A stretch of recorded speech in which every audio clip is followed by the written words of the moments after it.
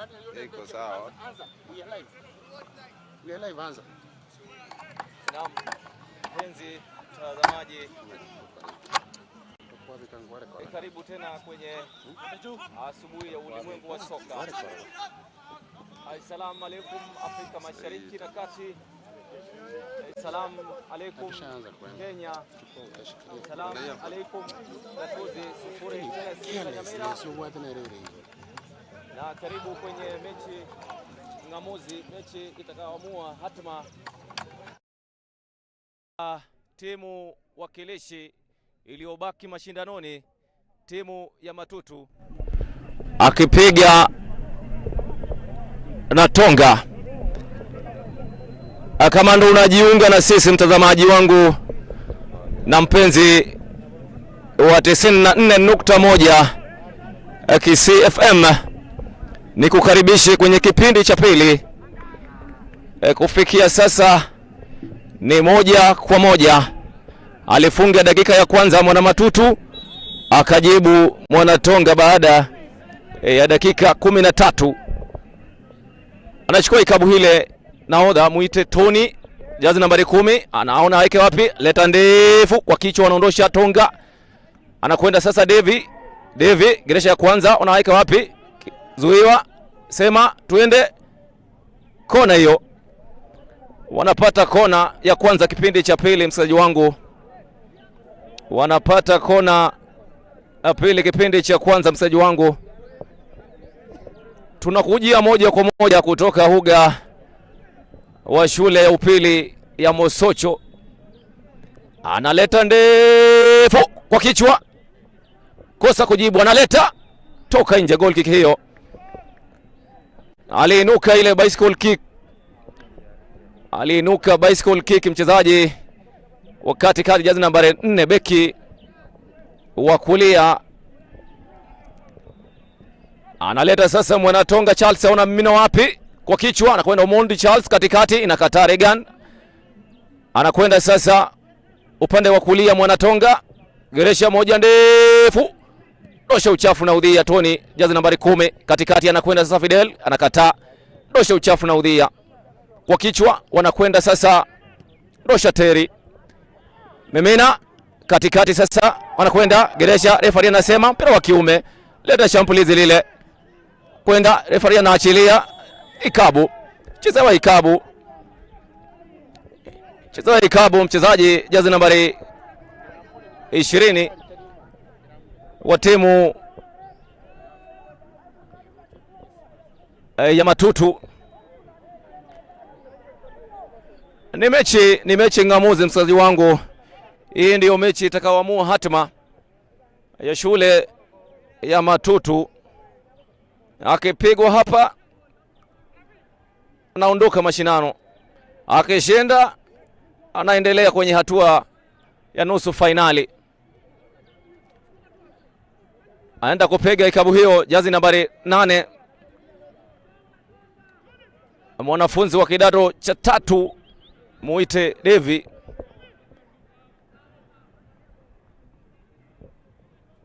Tuone atachukua Tony jazi nambari 10 ama nambari 8. Vuta pumzi, Tony anapiga toka nje, goal kick hiyo. Hivyo ndo hivyo.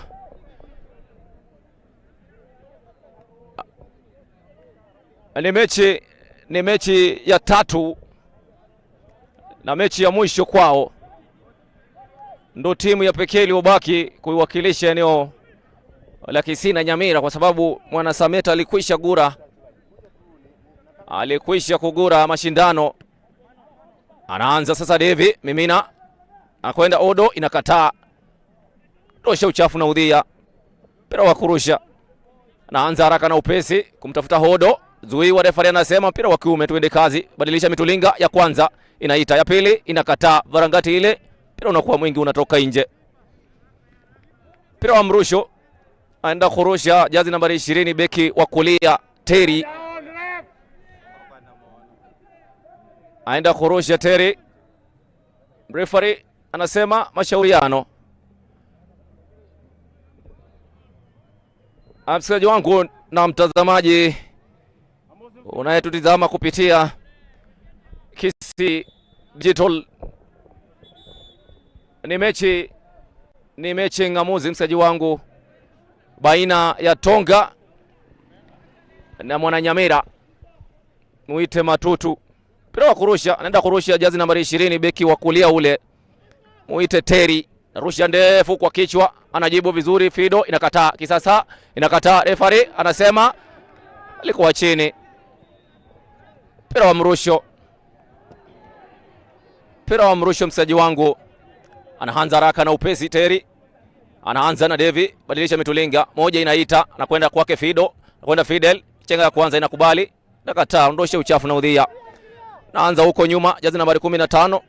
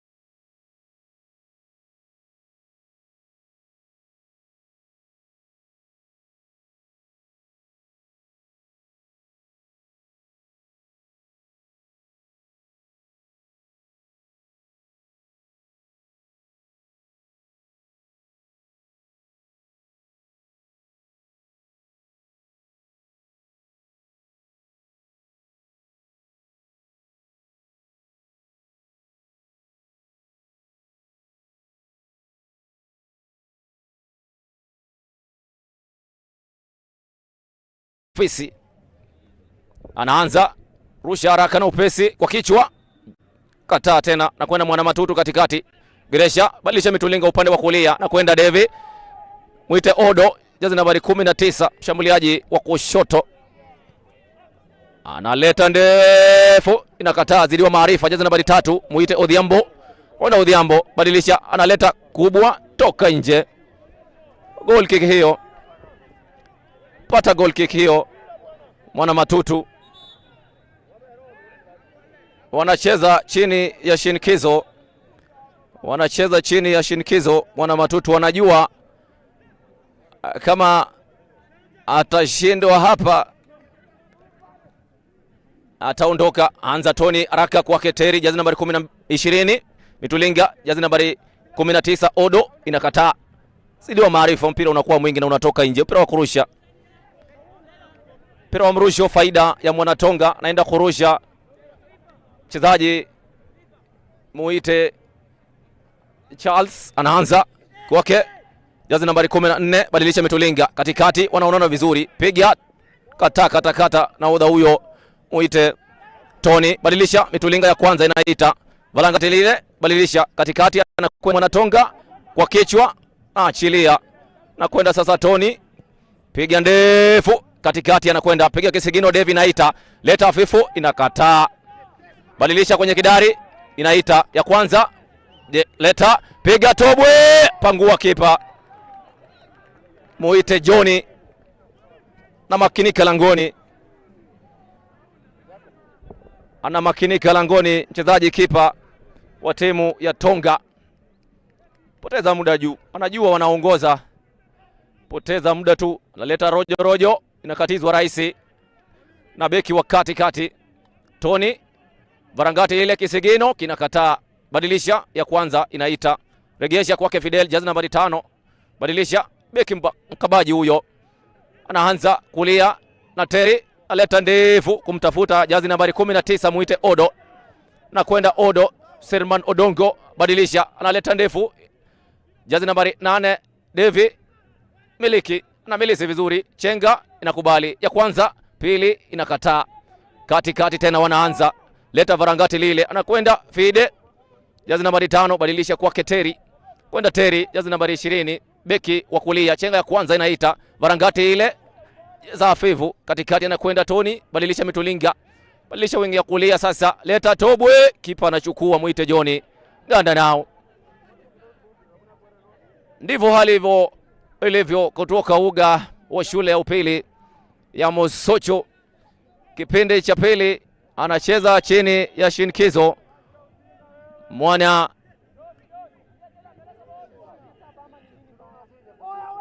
Matutu, katikati anakwenda Devi, badilisha, ya kwanza inaita Fido, badilisha, chenga inaita, kubali kwenda chini, refari anasema ikabu hiyo. Anaanza haraka na upesi, refari anasema tulia kwanza, mbona mwana ufe.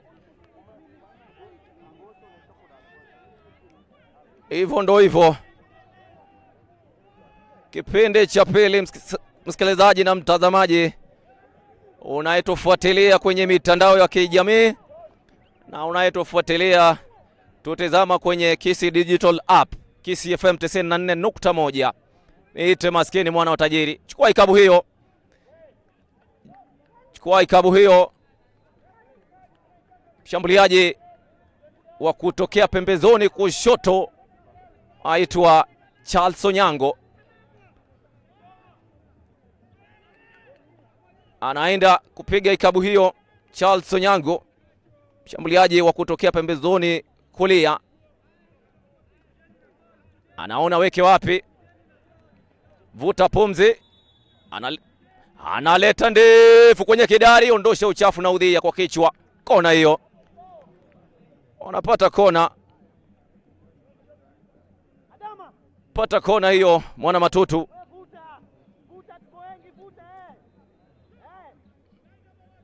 Anashambulia, anajua yuko nyuma, yuko chini ya shinikizo, amekwisha fungwa mawili kipindi cha kwanza. Mvurutano, refari anasema nilikuwa hange, tutulie, une mpira wa miguu si mpira wa mikono. Bado kona, bado kona hiyo. Mechi kisha hivi atakuwa na gura mashindanoni mwana Matutu. Mechi kisha hivi atakuwa anatoka. Sikiliza kona hiyo, analeta safi kwa kichwa, Jebu wanakataa. Tuliza kwa wamba la kifua, leta ile inaitwa. Referee msaidizi kuisha nyoosha kipendera, anasema ni madhambi. Pata ikabu nyingine, pata ikabu nyingine. Wanapata ikabu mwana Matutu kipindi cha pili, anacheza chini ya shinikizo, kuisha fungwa mawili kipindi cha kwanza, hakuna moja. Mashauriano kati ya nahodha wa timu ya Matutu Tony, jazi nambari 10, na mshambuliaji wa kushoto jazi nambari 8 muite Devi.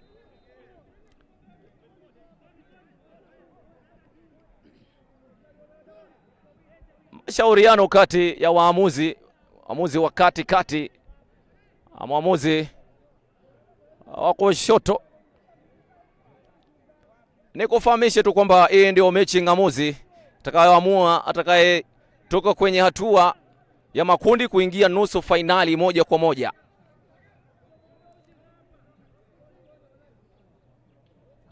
Anaenda kupiga sasa Tony, analeta kwenye kistatiri kwa kichwa. Kosa kulenga shabaha, mchezaji wangu. Alipata nafasi ya kuinuka peke yake. Alipata nafasi ya kuinuka, kosa kulenga shabaha. Bahati haijasimama. Nafasi fenyo hiyo, kosa kuitumia. Kwa lugha ya Kingenga wanaita free header. Alipata mchezaji wa timu ya taifa ya Tanzania Fei Toto akiwa anawakilisha Mlandege katika uwanja wa Uhuru, kapoteza nafasi kama hiyo. Anakwenda jazi nambari 14 muite Charles Onyango, geresha katikati, kanywa kiurahisi. anakwenda Fido, jazi nambari 5. Badilisha Mitulinga kwake, jazi nambari 8, muite Devi. Mimina kwake Odo, inakatwa kwenye kidari, anakwenda peke yake na kipa, poteza. Jazi nambari 19, mchezaji mshambuliaji wa kutokea kushoto, anapata nafasi baina yake na kipa Joni wa timu ya Tonga, anakosa kuwajibika. Ndio hivyo, ni pressure juu ya pressure, msaji wangu, ni pressure. Kabumbu ina pressure. Alipata nafasi nzuri sana mchezaji jazi nambari 19. Anakwenda sasa jazi nambari 11, muite Charles Onyango, inakataa. Badilisha Mitulinga upande wa kushoto kwenda jazi nambari 14, Odhiambo. Geresha inakata na Fidel, anakwenda Fidel Jals katikati. Geresha wanaanza tena huko, Ndosha anakwenda sasa Tony kwake Fido, anakwenda Fido, unaika wapi? Chenga ya kwanza inaita Mimina, kosa kumakinika, mpira unakuwa mwingi na unatoka nje. Mpira wa mrusho, msikaji wangu, anaanza haraka na upesi Mwanatonga. Geresha gamba la kifua, tuliza vizuri. Chenga ya kwanza inaita, nakubali Mimina, ngizi ile katikati. Charles Fido anakwenda toka nje. Alipata Regan Charles, mchezaji jazi nambari 10. Nilikwambia ni mchezaji mzoefu. Alipata nafasi katikati, kapiga tobwe. Kama unaikumbuka timu ya taifa Harambee Stars wakipiga na Ushelisheli zama zake, mchezaji Dennis Oliech alipata nafasi hiyo, akaisukuma timu ya taifa ya Kenya moja kwa moja kuingia kwenye ubingwa. Badilisha Mitulinga ya kwanza kwenye kidari, kubali kwenda chini. Refari anasema nyanyuka, mpira wa kiume, nakubali kwenda chini. Mchezaji jazi nambari 10, muite Regan Charles wa timu ya Tonga. Kona hiyo, pata kona yao ya kwanza kipindi cha pili. Mwanatonga anacheza kama amepunguza pressure, anajua anaongoza,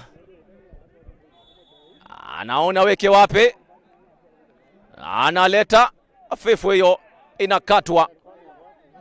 Wanakwenda sasa ni Devi, inakataa kwenda Mwanatonga. Sasa anamilisi, leta safi kwenye kidari. Badilisha Mitulinga, kata jazi nambari 17, hajamtumia sana, chesewa visivyo. Refari anasema ikabu. Hiyo ni raha iliyoje, alichezewa visivyo mchezaji jazi nambari 17 Ochieng Ronald, beki wa kushoto. Hajaonekana sana mashindano haya, beki ule wa kushoto Otieno. Wanachukua ikabu hiyo. Mwana Matutu anaanza, beki ule muite Tony, analeta ndevu tena, nafasi nyingine anayo Odo, anakwenda Odo, kama la kifua, poteza tena. Mungu akupe mwaka oneni peke yake, nafasi mbili, pata nafasi peke yake na kipa, kosa kuvurumisha lile valangati kutoka kusini kwenda kushoto. Wamepata nafasi nzuri wakakosa kuzitumia. Wana Matutu, itakuwaje? Wanamtoa mchezaji wa kati, muite Fidel, anaingia mchezaji jazi nambari 18, anaingia Francis, mchezaji nambari 18. Upande wa kushoto anaanza haraka na upesi. Badilisha Mitulinga, anakwenda sasa Mwana Matutu tena, badilisha. Chenga ya kwanza inaita, ya pili inakubali. Refari anaita, asema ikabu hiyo, enda kuanzisha ikabu hiyo. Mchezaji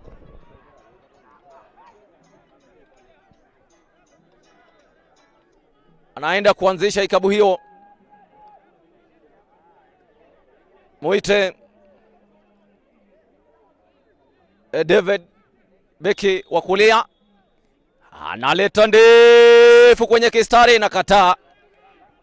Nakwenda sasa Francis, nguvu mpya, zidi wa maarifa na magufu. Katikati ondosha uchafu na udhia Tony. Badilisha Mitulinga. Pande wa kushoto tena wanakwenda Regan Charles, jezi nambari 10, mchezaji wa Tonga. Mpira wa kurusha. Faida ya mwana Matutu. Badilisha Mitulinga, wing ile ya kulia kwenda Odo tena, nafasi Devi, kataa kipa Tony. Kubali kwenda chini. Referee anasema ikabu hiyo. Kipa katika himaya hiyo amelindwa. Alinuka wakaguzana kwa ruzano baina yake na mchezaji jazi nambari 19.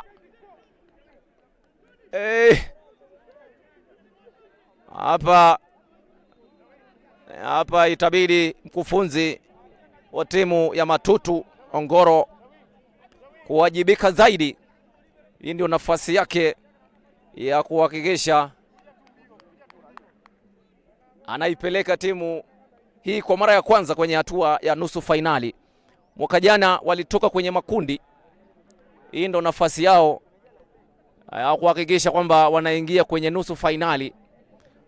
Kufikia sasa uga wa pili Mwana Sameta amekomboa 3-1. Alikwisha gura mashindano jana, amepoteza mechi 2, alipoteza mechi ya kwanza wakicheza na hawa Matutu 2-1. Kapoteza jana na leo amepoteza mikononi mwa shule ya mpira. Sasa amekwisha gura rasmi mashindano haya. Timu ya pekee iliyobaki kutoka eneo hili ni Matutu. Tonga mguu moja upo nusu fainali, mguu mwingine upo nje. Katikati sasa wanakwenda Matutu, kwenda Deve kwake Odo, badilisha Mitulinga. Anakwenda chenga ya kwanza inaita, badilisha, piga ngezi, cross safi. Referee anaachilia, anasema tuende kazi. Na sheria mpira ulitoka kwa mguu, na kwenye sheria za kabumbu kwa lugha ya Kingenge wanasema any ball from the leg to the hand is not a handball. Referee anasema ni ikabu. Ikabu hiyo. Anayekitamatiza zangu za kwanza ni hite maskini mwana wa tajiri, kupeleke moja kwa ikabu ya mwisho hiyo. Kalau nimeze Tone anaenda kupiga. Odhiambo analeta ndefu kwa kichwa, kata beki ule wakati kati muite Tony ambaye ndio nahodha wa timu ya Matutu. Chenga ya kwanza inaita, analeta Tony kwake Odo, badilisha. Odo inakataa. Ukiniuliza nitakwambia washambuliaji wa timu ya Matutu wanakosa kumakinika, wanapata nafasi kosa kuzitumia. Hivyo ndo hivyo. Badilisha, anakwenda sasa ni Francis. Si Francis Kahata Nyambura bali ni Francis Ochieng wa timu ya Matutu. Ni mfupi wa kimo lakini anaupiga mwingi ule. Ikabu ya mwisho naichukua. Ikabu ya mwisho. Analeta sasa ikabu hile Francis. Hatua kama 23 hivi. Mimina analeta ndefu. Kipa Johnny Manyaka na ganda nao, anajua wanaongoza. Jaro ya kumaliza muda. Aidha, asante sana. Asante sana mwenzangu Chief Mwana wa Tajiri. Ikiwa ni Jumaa, hali imetulia, jua kwa umbali, lakini kuashiria kwamba mambo yako sawa. Karibu tena kwenye hiki kipindi cha pili ambapo Mwanatonga anaongoza mabao 2-1. Ni kijana mzaliwa na mkaa nyumbani, inafahamika kama Kaka, jina la utani wanaita Vanda Saa. Nikupe gozi kati ya Matutu na huyu Mwanatonga ambaye anaongoza kufika hivi sasa kipindi cha pili. Tonga anaongoza mabao 2-1, kumaanisha kwamba akishinda hivi anaingia kwenye semi. Twende katikati ya uwanja sasa. Katikati tena Mwana Matutu. 19 mgongoni, anakwenda kule namna gani, leta refu bado anakataa mwana Matonga. Tonga anakuja sasa, bado wanachukua Matutu zamu yao katikati huku, wanakuja wanacheza visivyo, wanakuja sasa na Tonga kati ya kwanza, katikati mmoja na masita mgongoni, anaangalia cheza wapi, leta ndefu kule kumtafuta Saba, namna gani anaondoa uchafu. Kipa msarabu ambaye ni captain wa timu hii ya Matutu, 10 mgongoni, leta ndefu kumtafuta Saba mgongoni, jibu vizuri kwa Kidari. Inakuwa namna gani tena kwake namba 8, wanakwenda sasa ni Matutu, wanakataa katakata hawa Mwanatonga, wanarusha ndefu tena kwenye mwana Matutu. Huyo anakuja anakanda rao, lakini refa anasema namna gani, itakuwa ni kabu. Alichezea visivyo. Nguvu mpya huyu mwana Matutu ambaye ameletwa ili angalau kuokoa jahazi ilikiwa kabla halijazama zaidi. Kumbuka siku zote msafiri aliye bandarini. Bado mwana Matutu anasema yuko kwenye bandari, anangoja zamu yake. Wanakuja kuicheza ikabu ni mwana Matutu sasa. Mwenzangu Chief hajakuwa na bahati ya baa, wacha tuone itakuwa namna gani, nani mwenye bahati zaidi. Wanaleta hiyo ndefu kule nje. Imekuwa ni nje, inakuwa ni goal kick kwa faida ya Mwanatonga. Mwanatonga anacheza tu polepole kijua kwamba yote 9-10. Kashafika kwa guu moja liko kwenye semi. Lingine limesimama tu kunje la ngoja, lasema ajua mambo atakuwa namna gani. Ni goal kick. Upande mwingine mwakilishi wa eneo la Kisii ambao ni Kisii County jimbo kishaaga mashindano, lakini ameaga kwa kusema kwamba nilikuja nikajaribu nikashuhudia, mwisho wa siku hata mimi acha niende nikajipange. Kumbuka mashindano haya mabingwa Kisumu Day wana walipata kucharazwa, hatujui hatima yao leo itakuwa namna gani, ambao ni michezo inaendelea kule uwanja wa Kisii High School. Hapa tulipo tuko kwenye uwanja wa Kadino Watunga Masocho, ikiwa ni 2-1 kwa faida ya Mwanatonga, chini bao moja mwana Matutu. Bado wanaleta ndefu mwana Matutu katikati kwenye kisanduku, na kwa namna gani wanaondoa uchafu ni Tonga. Bado wanarudi Matutu, namna gani jibu kwa kichwa ni Tonga, wanakataa. Wanakuja sasa ni mwana Matutu, namna gani anakataa kwanza, angalia cheza wapi, leta mbigizi kule, inakuwa inazuiliwa, inakuwa ni throwing kuelekea upande wa Matutu. Wanajitahidi kuelekea upande kunradhi, upande wa Tonga.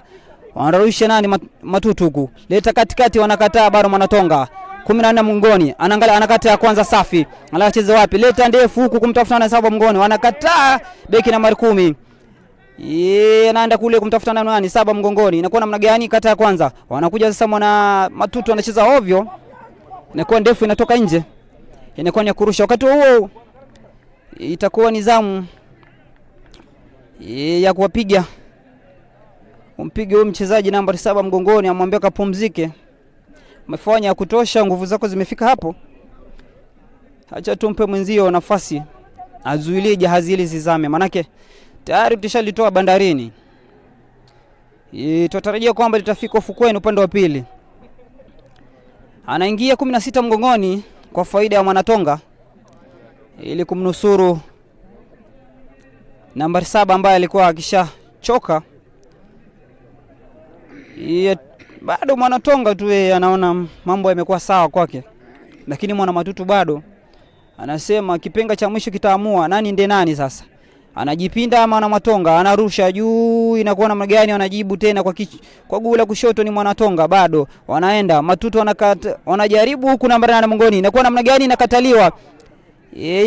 Wanakuja bado Mwanatonga, namna gani, kata ya kwanza anacheza ovyo, inakuja kwake nani huyu, kwake nambari 3 mgongoni, namna gani, leta ndefu kumtafuta Saba, kata nzuri ile, kuja mbele huko kumtafuta nani 10, na kata namba 5 kutoka upande wa Tonga, katikati mwa uwanja nani mwana Matutu analeta ndefu huku kumtafuta 19, namna gani, kata ya kwanza, kata ya pili, namna gani, ovyo, wanasuasua sasa, itakuwa namna gani, wanakuja kupata ile adhabu sasa, ni mwana Matutu ndefu, kipa anachukua. Wamepata nafasi za wazi mwana Matutu, lakini wanakosa kumakinika kuzitumia. Watakuja kujilaumu kwa nafasi ambazo wamezipata. hiki kipindi cha pili, maana wao wanacheza mchezo wakiwa wametulia. Na Mwanatonga naye anajua mambo yangu yako sawa, ila tu nizuie nisifungwe, mwisho wa siku nitakuwa nimeingia kwenye semi. Wanakuja kurusha sasa ni Mwanatonga kuelekea upande wa Matutu, kwake 14 mgongoni Mwanatonga. Mbili analeta ndefu, anakwenda namna gani? Refa anasema ardhi sio na kibali, hairuhusiwi kujengwa wala kupangwa mawe. Wanakuja kuanza ikabu hiyo Mwana Matutu. Leta ndefu kwenye kisanduku katikati, wanakataa. Katikati mwa uwanja wanacheza ndefu, Mwana Matutu nje. Wanakosa kumakinika kwa ile pressure wako nao Mwana Matutu. Muda unazidi kuyoyoma. Na mwenzake pia anazidi kuzuia, huku akimwambia bado nguvu hazijaisha, hata kama nimekufunga mawili nitangangana nione itakuwa namna gani. Wanaenda kuanza ni goal kick kwake captain namba 9 mgongoni. Leta ngizi ndefu mbele huku kumtafuta nani 10 mgongoni. Anakuja kuchukua nguvu mpya. Anapura kule nje. Anaenda kuuliza nyani namna gani huko. Kosa kumakinika kwenye guu lake la kulia. Inakuwa ni goal kick kwa faida ya Mwana Matutu. Ni kipindi cha pili. Mwanatonga akiwa anaongoza bao moja. Mwanatonga Kurunadhi akiwa anaongoza mabao mawili, Mwana Matutu akiwa chini ya shinikizo na bao moja. Wanakuja katikati huku sasa ni nani? Mwana Matutu. Anajibu kwa kichwa Mwana Matutu bado. Wanachukua Mwanatonga. Namna gani wanacheza visivi na kwa namna gani? Nje. Inakuwa ndefu na kutoka na kuwekea upande wa nje huku. Anakuja tena Mwana Matutu, anaondoa tena. Huyu Mwanatonga. Haya, wanakuja sasa nani? Matutu. Analeta ngizi ndefu kule, kipa anachukua ngoma ile. Kipa anaonekana kuwa mwenye maziara, maana yake anajua dakika hizi ni za kumsaidia na kumwokoa mvuvi aliye baharini apate kufika ufukweni. Wanakuja sasa Mwana Matutu katikati, bado anajitahidi. Namna gani anakosa kumakinika namba 6 mgongoni Mwana Matutu. Wanakwenda sasa ni Tonga 6 mgongoni. Anajipinda, anakata ya kwanza, anakata ya pili. Namna gani anazuiliwa inakuwa. Wanakuja sasa ni Mwana Matutu kumshambulia Mwanatonga. Wanakuja sasa Matutu kule. Anakata ya kwanza. Leta ndefu kwenye kisanduku, namna kichwa kinaita. Inakuwa namna gani? Bado. Inakuwa ni corner kick. Mwanatonga anaonekana kuswasua akijua kwamba yeye tayari amefunga mabao mawili. Ni kipindi cha pili. Chochote chaweza fanyika kutokea sasa. Hatujui Mwana Matutu atalikomboa bao hilo moja ama mechi itaisha 1-0. 2-1 kunradhi. Wanakuja tena huko katikati Mwanatonga. Wanamtafuta nani? 7 mgongoni, kijana 11 anaijibu ngoma ile. Wanacheza ovyo kutomakinika. Anawapa nafasi Mwana Matutu kuanza kujimakini sasa. Anakuja 17 mgongoni katikati. Wanacheza ngoma safi Mwana Matutu. Inakuwa namna gani? Baba tiza mtu, inakuwa na kurusha kuelekea upande wa Tonga. Wanarusha haraka upesi Mwana Matutu. Wanakuja Mwanatonga. Namna gani kule ndefu. Kipa anachukua Mwana Matutu. Kumbuka Matutu wamejua kwamba muda haupo nao. Itabidi wajikaze. Mwanatonga naye ametulia akijua tayari ana faida ya bao moja juu kumzidi mwenzake. Na anakuja Mwana Matutu katikati ya uwanja namba 8. Leta ndefu kule ovyo, anakataa tena Mwanatonga. Jibu kwa kichwa Mwana Matutu. Katikati ya uwanja huko Mwanatonga bado. Anakataa kwanza. Leta ndefu huku inazuiliwa ubeki namba 17 mgongoni kutoka upande wa Matutu. Leta mbele huku wanakataa. Mwanatonga. Tena juu kwa juu, nani huyo Mwana Matutu? Analeta kwenye kisanduku kule, jibu kwa kichwa. Inakuwa namna gani bado? Wanasema waache ikae nje. Tuweze kujipanga, manake mabao mahili ni kwa faida yetu, moja kwa sara ya mwenzetu. Inakuwa ni kona hiyo. Tujui itakuwa namna gani. Tazama tunda itamnusuru Mwana Matutu ama itamfaidi Mwanatonga aingie kwenye guu moja la semi. Wanakuja nalo sasa. Analeta ndefu, jibu kwa kichwa lakini anakataa bado. Inakuwa namna gani? Referee babatiza mtu mkono, lakini refa anakataa. Wanakuja huku mwana matutu namna gani? Inakuwa ni goal, inakuwa ni throwing kuelekea upande wa matutu, upande wa Tonga. Wanakuja bado mwana matutu. Ana kata ya kwanza, kata ya pili. Anachukua ngoma sasa ni mwana matutu bado. Wanakuja leta ngizi kule. Wanajibu kwa kichwa mwana matutu. Wanakataa mwana Tonga bado. Wanavamia mwana matutu, wanajibu kwa kichwa nani huyu? Mwana Tonga anasema acha ikae huku. Niweze kujipanga maana kwa nishambulia kama mara 3. Kumaanisha kwamba una ari sana ya kutaka kupata bao. Wanakosa kumakinika hawa mwana matutu. Watajilaumu sana kwa nafasi ambazo wamezipata. Wanaenda juu nani 14 mgongoni kwa faida ya mwana Matonga. Mwana Tonga wanaleta ndefu, wanakataa mwana matutu. Inakuwa namna gani kwake 10 mgongoni? Wanaleta ngizi katikati ya uwanja huku. Wanakataa katakata mwana Tonga. Jibu kwa kichwa nani? Mwana matutu.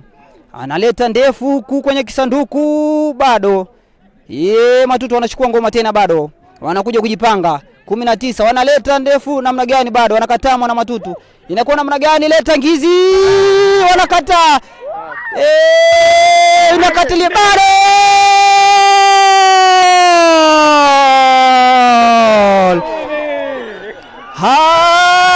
Hasalale.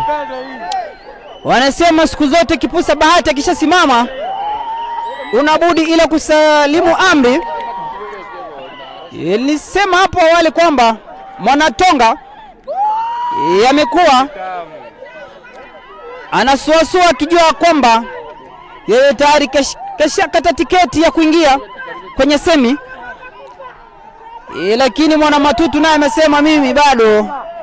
Uamuzi ni dakika 90 na zile za kuongezwa za majeruhi kidogo mazidari, lakini mwana matutu amejikaza. Amesema kwamba hata kama umenifunga mimi nitakaza kamba, mimi nitakaza buti bado. Walileta complaint sawa, mwana matutu akasema mimi nilimbabatiza ikawa ni penalty, lakini referee akasema haipo. Bado mwana matutu akajikaza akasema mimi sijakufa moyo, itabidi tena nijitume. Uamuzi bado hujaonekana kuwekwa wazi, lakini mwisho wa siku referee kisha hesabu ni bao. Hatujui itakuwa namna gani. Ni 2-2 sasa. Ni 2-2 sasa. Na bado hali si hali. Mabao 2-2 kufikia hadi sasa. Ni kipindi cha pili. Mambo yanaweza kamilika wakati wowote hivi sasa. Ni mshike tu za mashabiki siku zote. Mashabiki lazima kila mtu anashabikia timu yake. Ni 2-2. Hatima ambao bado huyu mwana Tonga anasema mimi sijaridhika kulingana na bao ambalo limefungwa. Ikionekana kwamba bao likuwekwa wazi, lakini referee kishahesabu. Walileta complaints wana matutu, wakasema nilimbabatiza mwenzangu katika mchezo wa mkono. Mchezo wa soka siku zote uchezwa bila kuwekwa shinikizo katika mikono, sehemu za juu za mwili ambapo mikono huwa nkataliwa. Wakanyimwa penalty, wakaleta complaint na haikusikizwa, lakini bado wakasema acha tujitume. Bado ni mshike. Mwana matutu anaonekana kutulia. Referee wanafanya uamuzi akimuuliza msaidizi wake ilikuwa namna gani. Ana bao limesimama. Wachezaji wanarudi katikati ya uwanja. Kufikia hivi sasa ni 2-2. Nilikwambia siku zote wanasema kutangulia kwa basi kulewa, bali na kutangulia mtoni sio kuwa kwanza wa kuteka maji. Ni 2-2 sasa. Wanakuja ni mwana matutu wanaondoa uchafu kwenye eneo lake. Bado wanavamia matutu namna gani kule.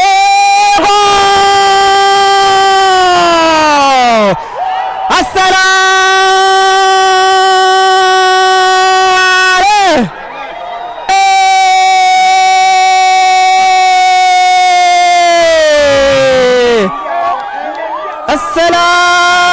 Assalale!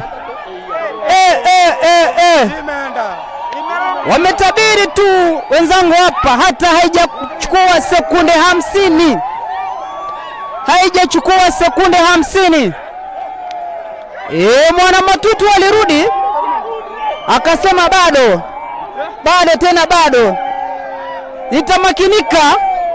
Ndio umenifunga, lakini nitamakinika, dakika zenyewe hazijaisha, nitajileta, nitajituma hadi kipenga cha mwisho. Wachezaji wa Tonga wanalala uwanjani kusalimu ile inaitwa amri, walivyofanya wale vijana wa kutoka Netherlands wakati wa Euro na England. Wanajilaza chini. Mashabiki itakuwa namna gani? Inaonekana kuleta mshika, lakini bao limefungwa, bao safi. Anaenda kumuuliza msaidizi wake ilikuwa namna gani. Kwa kufika hii sasa ni 3-2, alikuwa chini bao moja, akakomboa, akakuja 2-2. Mechi imeanza baada ya kukubali ile bao, wakakosa kumakinika na wamefunga bao la 3.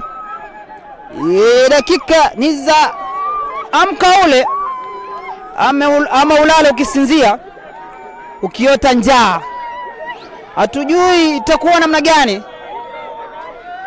Mwisho wa siku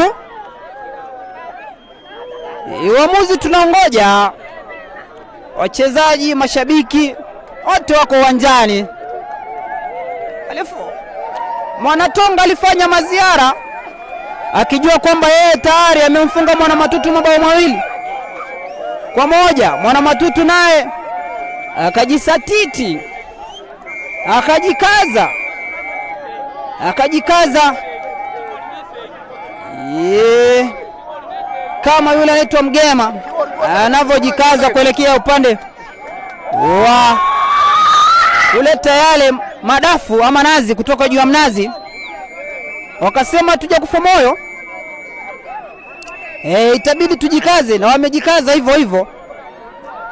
Matokeo ndo hayo.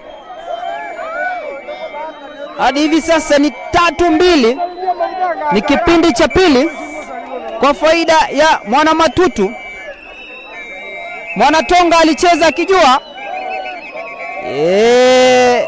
yuko tayari shengia ndani, lakini Mwana Matutu naye akasema itabidi na nitalazimisha, ikizidi nibembeleze. Nikishabembeleza mambo yaende sawa. Ni mshike tu za mashabiki hapa na pale. Bao likihesabiwa mashabiki wanalikataa. Sijui mwenzangu Chief, tutakuwa na maoni gani kuhusu bao la 3 na la pili mtawalia? Wanasema Mgema akisifiwa tembo ulitia maji. Kipindi cha kwanza alikuwa anaongoza 2-1, akasifiwa Mgema, tembo wakalitia maji. Kipindi cha pili wamerudi na mfumo tofauti, walifanya mabadiliko, akatoka Terry jazi nambari 20 akaingia Tom jazi nambari 17, wakabadilisha mfumo wa kucheza, wakakuwa na wakabaji watatu nyuma, wakapandisha mzuka upande wa kulia, wanaregea mchezoni. Ina maana kutangulia kwa basi kulewa, unaweza kutangulia ukaanza na maji, mwenzako akakuja amechelewa akaanza na mfinyo. Sasa ni rasmi kwamba timu pekee inaowakilisha eneo la Gusii, Matutu, mechi ikisimama ilivyo sasa, wamekwisha jikatia tiketi ya kuingia kwenye nusu fainali itakayochezwa kesho. Hii ndo mara ya kwanza kabisa kutoka eneo hili kupata timu inaingia kutoka hatua ya makundi kuingia kwenye hatua ya nusu fainali. Walifanya vivi hivi St. Mark's Mokorogonyo mwaka 2013 wakaingia wakashinda ligi ya kitaifa, wakawakilisha Kenya katika mashindano yaliyoandaliwa Kigali, Rwanda, katika huga wa Rayon EPR ya Rwanda. Sasa ni rasmi kwamba Mwana Matutu mabao matatu, Mwana Tonga mawili. Hawayaamini machao wachezaji wa timu ya Tonga. Walikwisha weka mguu moja ndani ya nusu fainali, kisha wameutoa mguu ule, wameuregesha tena kwenye muondoano wa makundi. Sasa hatujui itakuwaje, mechi itaendelea ama itasimama. Mechi ya kwanza ilikuwa vivi hivi, walicheza Sameta wakipiga na Matutu, wakafunga Matutu kipindi cha pili, mechi ikasimama, wakapatiwa zile pointi zao. Sasa ni furaha mbwembwe, mwelekezi wangu wakikuonesha ni mashabiki wa timu ya Matutu wakisherekea kwa sababu ndio mara ya kwanza timu hii inajipatia nafasi ya kuingia kwenye nusu fainali. Kukufahamisha tu historia fupi msikilizaji wangu kwamba mwaka jana timu ya Matutu wakiwa wamejitayarisha walitoka kwenye makundi. Leo hii katika huga wa nyumbani, katika huga wa ardhi ya Estadio de Mosocho, wanapata nafasi ya kufunga pao lao la tatu kwenye mechi yao ya mwisho. Hii ndio mechi ilikuwa inaamua nani anaingia kwenye nusu fainali. Kufunga katika hatua kama hii, kupata bao kwenye muda wa mazidadi kama huu, ni furaha iliyoje. Mashabiki wote wametoka mwisho pembezoni kufika hapa Gatuzi la Nyamira. Hii ndio timu inayowakilisha eneo la Gusii kwa jumla, maana Mwana Sameta kufikia sasa amekwisha gura mchezoni. Hatujui waamuzi wataamuaje, lakini mwamuzi wa kati alikwisha amua, ilikuwa bao. Sasa hatujui itakuwaje, lakini unazoshuhudia mwelekezi wangu anakuonesha ni mbwembwe tu za mashabiki wa timu ya Matutu wakiwa wanasherekea bao lao la tatu. Walikuwa wamevunja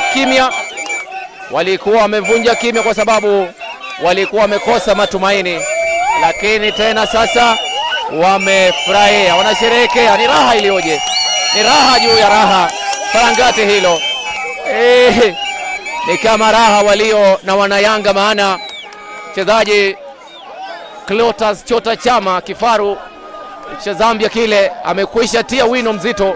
Sasa ni mwananchi rasmi, amekwisha hakikisha kutia sahihi mchezaji Azizi Ki. Kulikuwa na minong'ono mitandaoni baada ya rais wa Yanga Engineer El Said kutangaza kwamba bado Azizi Ki alikuwa hajatia sahihi. Sasa amehakikisha kwamba ametia saini wino mzito, miaka miwili kuchezea timu ya Yanga. Sasa ni mwananchi rasmi. Sasa mashindano yatakayokuja itakuwa uzito ulioje. NBC Premier League ya Tanzania itakuwa na raha yake. Referee wa kati amekwisha itisha kuendelea kwa mechi. Ni raha ilioje msaji wangu, raha juu ya raha. Wale mashabiki wa timu na walimu wa timu ya Tonga bado wanasusia mchezo, lakini hatujui itakuwaje. Muda ukiisha hivyo ndio hivyo, wanagura wanakwenda nyumbani. Ni utamu ulioje. Nikupe tu msikilizaji wangu historia fupi. Mechi ya kwanza akacheza Mwana Matutu cheza na Sameta, ilikuwa dabi hiyo, tukakuletea live hapa. Akafunga mbele kipindi cha pele, wakasusia wana Sameta. Waamuzi wakasema walishinda mabao 2-1. Wakacheza jana wakipiga na mpira wakalemewa. Leo wameingia mchezoni wakafunga kipindi cha kwanza, dakika za kwanza wakafungwa mabao mawili. Baadaye kilichofanyika, timu ya Uhispania wakicheza na timu ya Ufaransa. Ufaransa walitangulia kufunga kisha wakaregea kwa mpigo timu ya Uhispania. Leo hapa ameanza kufunga Mwana Matutu, funga kipindi cha kwanza, akaregea mchezoni Mwana Tonga, amemfunga bao mbili kipindi cha kwanza, ameregea tena mchezoni Mwana Matutu, amejihakikishia tiketi ya moja kwa moja kuingia nusu fainali. Mechi ikisimama hivi na referee akiamua mechi kuisha, ni rasmi kwamba kutoka eneo hili tunapata timu ya shule ya upili ya Matutu akiingia kwenye nusu fainali itakayochezwa kesho. Ndio raha ya mpira wa miguu, ndio utamu huu. Ni raha iliyoje mchezaji wangu, ni utamu ulioje. Ishara tosha kwamba mchezaji wangu Mwana Matutu amekwisha jikatia tiketi ya kuingia kwenye nusu fainali. Wale waamuzi wa katikati wamekwisha kutoa vyombo vyao vya mawasiliano kwamba sasa ni rasmi, mechi imeisha. Ilivyo kufikia sasa ni kwamba Mwana Matutu amekwisha jikatia tiketi ya moja kwa moja kuingia kwenye nusu fainali, kwa sababu baada ya referee kung'amua kwamba lile lilofungwa ni bao, wamesusia mchezo Wanatonga. Sasa ni rasmi tunapata marudio yaliyofanyika kwenye mechi ya kwanza. Mechi ya kwanza ilikuwa hivi, walifungwa Sameta kipindi cha lala salama. Ni raha tu msaji wangu, mwelekezi wangu akikuonesha raha na furaha walionao mashabiki wa timu ya Sameta. Kwa mara ya kwanza wamesafiri kwa muda mrefu, siku zote tatu wamekuwa wakifuatilia timu hii.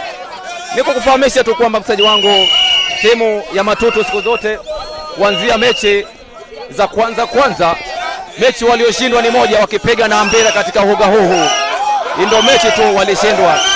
Ni furaha inakukujia moja kwa moja kutoka uga huu, na sisi tunahakikisha kwamba tunakuletea burudani hii, tunakuletea utamu huu, tunahakikisha tunakuletea taarifa na kila kitu, tunakuletea kila taarifa msaji wangu. Ndo raha ya kabumbu, ni raha kwa sababu ukiona wapo majirani wa shule, walimu wote wana furaha, wamejihakikishia nafasi kwenye nusu fainali. Ni raha iliyoje msaji wangu, ni utamu wa kushinda. Siku zote ukishinda unafurahia, ukishindwa unanuna.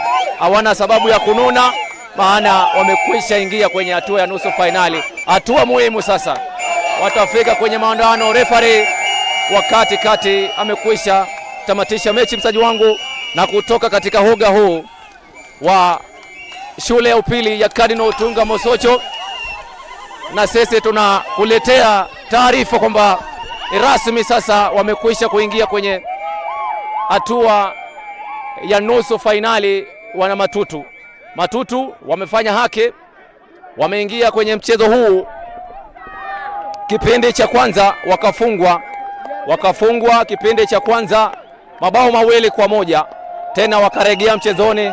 Baadaye sasa wamekwisha kutia kwenye nusu fainali. Ndio raha ya kabumbu. Najiunga na mwenzangu Jacob Ongeri hapa.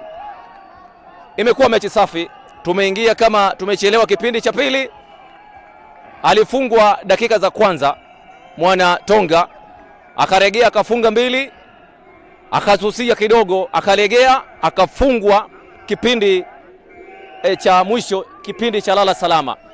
Kwenye kabumbu ni kuzembea ama ni bahati ilisimama upande wa Matutu? Kwanza kabisa ile nitasema ya kwamba ndimu nayo imechezwa, sio Tonga, sio Matutu. Ila kwa upande wangu nasema ya kwamba Matutu ni wazuri. Hata ukiangalia vile walivyocheza na Ambira, walikuwa wanamiliki mchezo, lakini kuna 2-3 walikuwa inawatoka alafu wanaadhibiwa. Kwa mechi ya leo Matutu walikuwa wanajua lazima ashinde ili aingie katika kiwango cha semifinali. Naye Tonga alikuwa anajua kama itakuwa mbaya basi sare pia itamweka kwenye semifinali. Ikawa Matutu ametangulia kufunga, lakini kidogo yule goalkeeper wao kidogo tena akarudisha Tonga ndani, sababu goalkeeper wa Matutu kuna ile aliona ni rahisi lakini haikuwa rahisi, ikawa ni bao tena katika harakati ile tena Tonga akapata bao la pili akaongeza, yakawa mawili. Matutu alijua hana lolote isipokuwa tu kuendelea kushambulia, sababu alijua tu asiposhinda atakuwa anaenda nyumbani, vile Sameta wameenda nyumbani, ikawa ni kushambulia. Na namshukuru yule coach wa Matutu, sababu kuna ile saba alipiga zile dakika za lala salama, kale kijana kadogo kafupi sana, ambapo kwangu ndio man of the match. Amekuja tu akabadilisha mpira kabisa, na walipofungwa bao la pili wale Tonga wakapanic, wakaanza kumlaumu yule assistant referee. Na unajua kawaida mchezaji akianza kumlaumu ama hata mwanafunzi akianza kumlaumu mwalimu hawezi pita mtihani, sababu fikira zake zote zitakuwa ya kwamba yule mwalimu afunzi vizuri. Na ndivyo hivyo kale kijana kadogo pia kamepata chance hiyo dakika ya mwisho, kamefunga bao.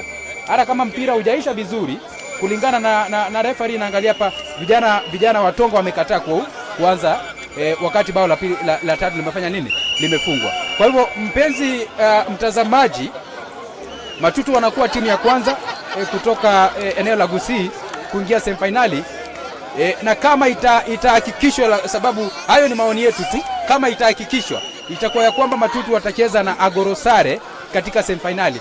Hapa kuna kocha kuna coach wa shule ya Matutu. Mwalimu, habari? Habari yangu iko sawa, yani nina furaha hata nashinda kutoka kusema. Tukiangalia mlicheza na Ambira mkapigwa, mlicheza na Sameta mkashinda. Leo wakati mmeingia katika mechi hii, mlikuwa na nia gani na lengo lipi?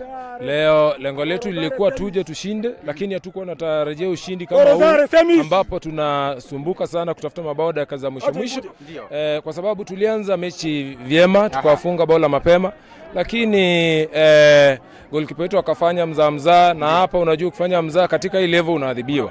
So wakati walitupata hiyo bao ya kwanza, kidogo wanafunzi wachezaji wangu wakakuwa chini, wakapatwa la pili. Kutoka hapo Tonga wamekuwa tu wamecheza defense, lakini tumejikakamua tukasema huu ushindi lazima tuchukue. Yetu ilikuwa ni ushindi, draw ingekuwa enough. Alafu kwa masabu hiyo hata siwezi ita substitution, that is a taken call move. That boy once akiingia popote tu anaingia hapo uwanjani huwa tunaona matokeo. Na kwa sababu wa mwili wake inakuwa ngumu kumwanzisha, atachoka mapema, lakini kijana ameingia ndani akapata lile bao, pressure ikakuwa, tukapata bao la tatu. Ushindi ndio huu. Mwenzetu amegomea ngozi, hataki kuicheza, lakini sasa sisi tunasema wacha yule anayekuja aje. Yule anayekuja wacha aje. Alright. Wacha tuongee na haka kijana ambapo kwa maoni yangu kamekuwa man of the match. Kijana unaitwa nani? Steve Mondi. Ulipokuwa nje, unaona timu yako imefunga mabao 2-1, na unajua kwamba mkipigwa hakuna mahali mnaenda. Kwa maoni yako, ndani yako ya roho ulikuwa unaisije wakati ulikuwa nje baada ya kutoingia? Vile nilikuwa nje, nilikuwa nahisi vibaya. But nilijua tu bado tutapata. Nikiingizwa tutapata bao. Wewe ulijua mkiingizwa mtapata? Mimi nikiingizwa anga lazima nipate. Hiyo ni kawaida yako. Mnaenda kucheza na Agorosare. Agorosare ndio mabingwa watetezi katika eneo hili la Nyanza. Umejipangaje wakati mtakaenda kucheza na wao? Agorosare kwanza tumeshawatamani sana. Sasa tunawataka semis. Tumewatamani sana. Alright. Nakutakia kila laheri kijana, endelea kutia bidii. Asante. Kuna mashabiki hapa, kuna shabiki yote ambaye angependa kuongea hapa? Shabiki? Kuja.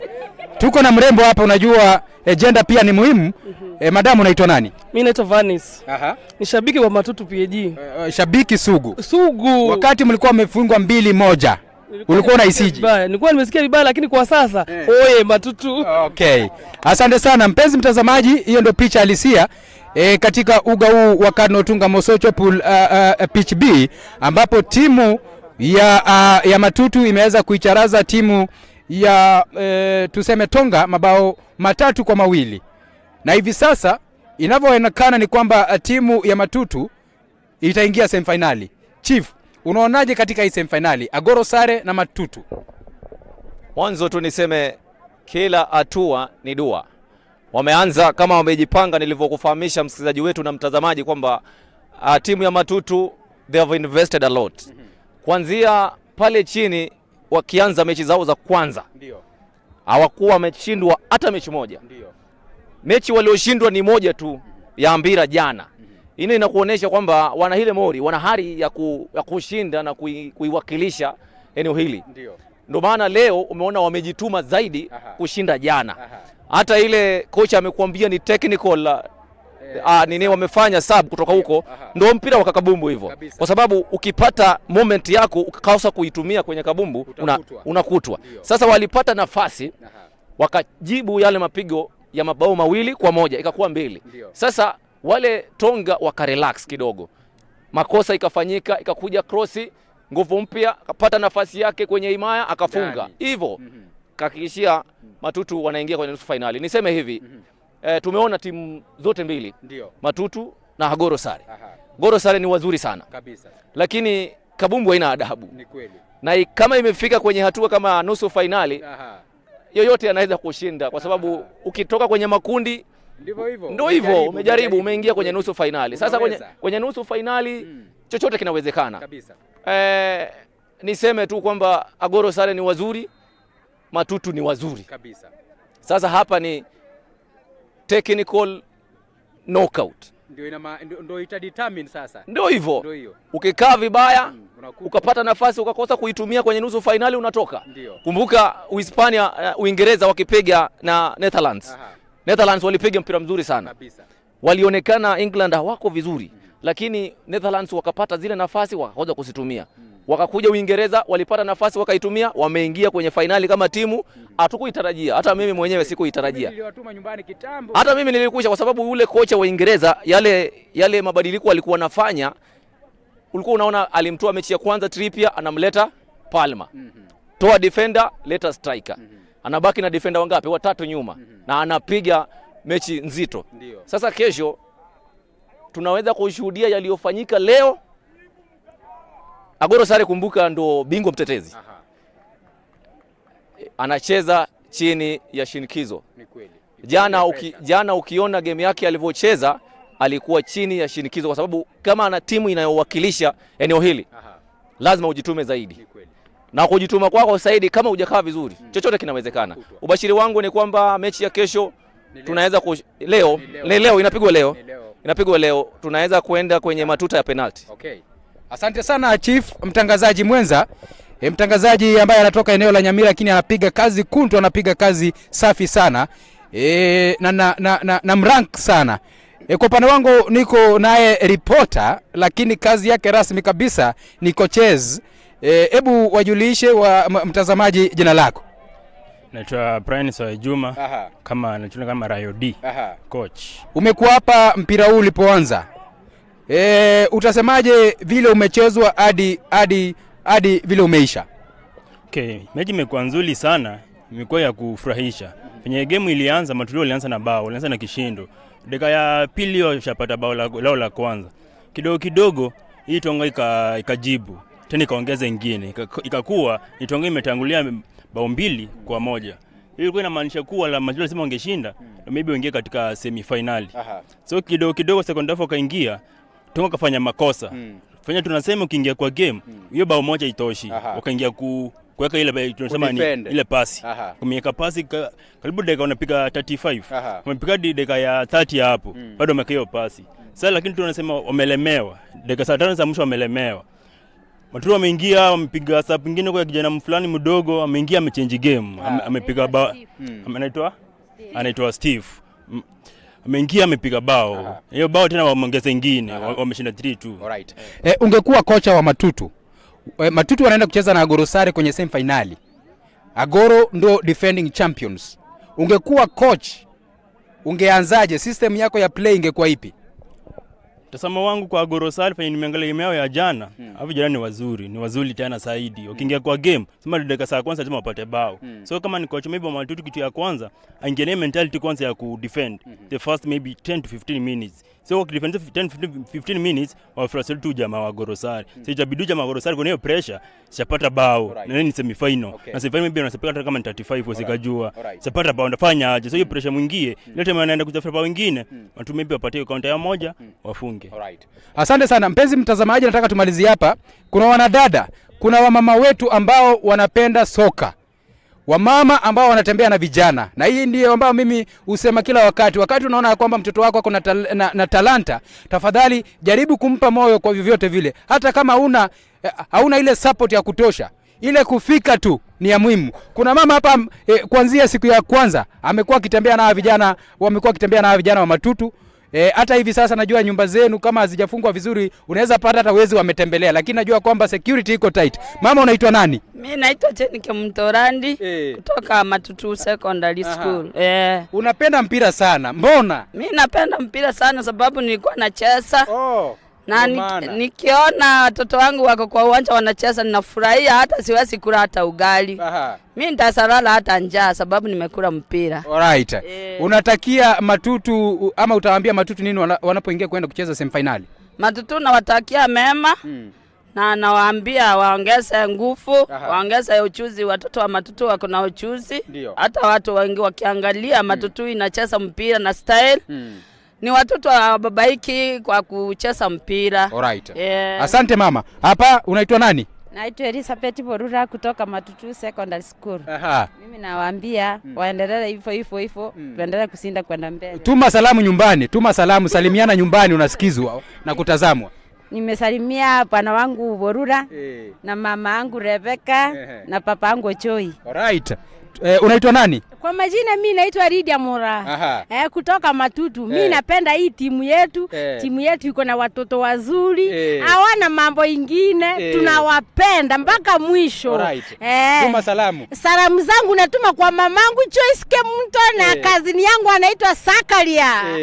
Asante mami, huku tuma salamu. Mimi nataka kutuma salamu kwa watoto wangu Orandi, Lucas, Joivena na machirani yangu wote. Wanapenda kutusi ete huyu mama mkubwa anaenda mpira, anafuata mpira. Mpira ni talent na lazima tufuate. Mwambie mpira ni ulevi ambao unakubalika. Mpira si pombe lakini unakunywa mpira kama pombe. Mwambie mweleze pale mpira ni cult, kupenda mpira ni kanisa ingine. Mpenzi mtazamaji, kufikia hapo ningempisha mtangazaji mwenza dakika moja tu sababu ya muda. Mtangazaji mwenza, wanapoenda kucheza na Goro Sare Matutu, ingekuwa ni wewe ungefanya lipi? Kwa mtazamo wangu kuna lile badiliko ambalo huyu kocha amelifanya. Kuna huyu alikuwa ni captain, alitoka upande wa nyuma wakati waliona amezidiwa. Akaweza kufanya ile kitu inaitwa shifting. Wakabidi wabadilishane, nambari 9 akarudi nyuma kukaba, alafu ule wa nyuma akabidi na aende mbele ili aweze kuleta pressure kwenye wale mabeki wa timu ya Tonga. Jambo ambalo kidogo limewapatia mshike wale madefense wa Tonga. Ambalo kidogo naona limezaa matunda. Na kuna ule kijana mdogo ameingia kuonyesha kwamba mimi naweza kuwa ni mwokozi. Naweza kuwa ni kiongozi katika mechi hii. Na kwa mtazamo wangu kidogo huyu coach wa Tonga alionekana kwamba aliwaambia mkishafunga mawili tulieni, msiwe na pressure, tulieni, draw iko sawa. Matutu bado wakarudi wakasema dakika 90 uamua, hatujashindwa. Siku zote kama uko baharini huwezi kosa samaki. Wakajituma, wakajisatiti. Mwisho wa siku walisikia yale ambao kocha aliwaambia, matokeo wanayo kufikia hivi sasa. Asante. Tumalizie hapo mpenzi mtazamaji, sababu nataka tujitayarishe kuhakikisha kwamba semifinali kati ya shule ya Matutu wanapocheza na defending champions mabingwa watetezi ndo Goro Sare, tuweze kuletea moja kwa moja kipute hiki kutoka uga huu. Itakuwa kama ni Cardinal Otunga Mosocho bado ni sawa, ikikuwa kama bado ni Kisii School itakuwa sawa. Tukushukuru sana mpenzi mtazamaji kwa kukubali kuichagua kutazama mechi hii katika mitandao yote ya YouTube Kisii FM Digital na pale pia Facebook. Nashukuru sana. Tutakutana tena mida ya mchana tukulete mechi hiyo moja kwa moja. Hadi studioni nimshukuru yule cameraman wangu Nimrod Mongare kwa kazi nzuri, na pia wale ambao wamesaidia kuhakikisha kwamba matangazo haya umeyapata kwa njia iliyo safi kabisa. Asanteni, tukutane tena mchana.